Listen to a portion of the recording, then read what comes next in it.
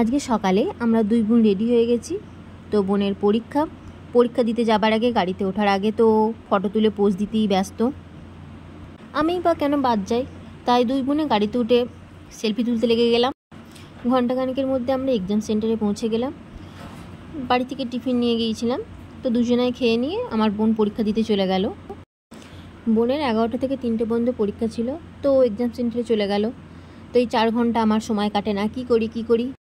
শেষমেশ 3টে বাজলো। বোন বেরিয়েছে বলে দিদি খুব খিদে পেয়েছে, তো কলেজ ক্যান্টিন থেকে দুই বোনে 2টো এগরোল নিয়ে নিলাম।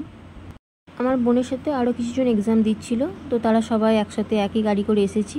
উঠে পড়লাম, সবাই নিজে নিজে গল্প করছে, কে কী খেয়েছে, সবাই হাই হ্যালো করছে, তোমাদের দেখতেই পাচ্ছ। ইনি খাচ্ছিলেন বলে খুব লজ্জা পাচ্ছিলেন ফটো তুলতে। ওই যে গাড়ির সামনে একজন বসে আছে, আমি বারবার বলছি ভালো করে এদিকে তাকিয়ে হাই বলো, উনি আর তাকাচ্ছেন না। যাক, এবার একটু মুখটা ভালো করে দেখা গেল।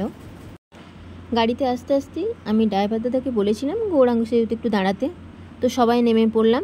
সদল বলে সেলফি ঝড় আমাদের শুরু হয়ে গেল। ও বলছে আমারটা তোলো, এদিকে আরেকজন বলছে আমারটা তোলো।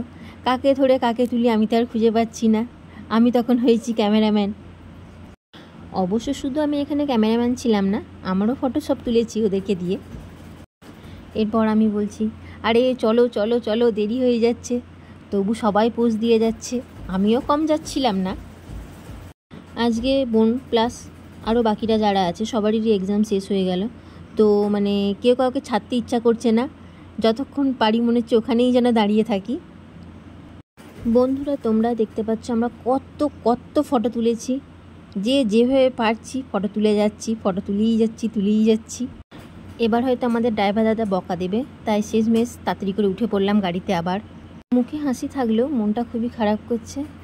তো আজকের মতো টাটা, বাই বন্ধুরা।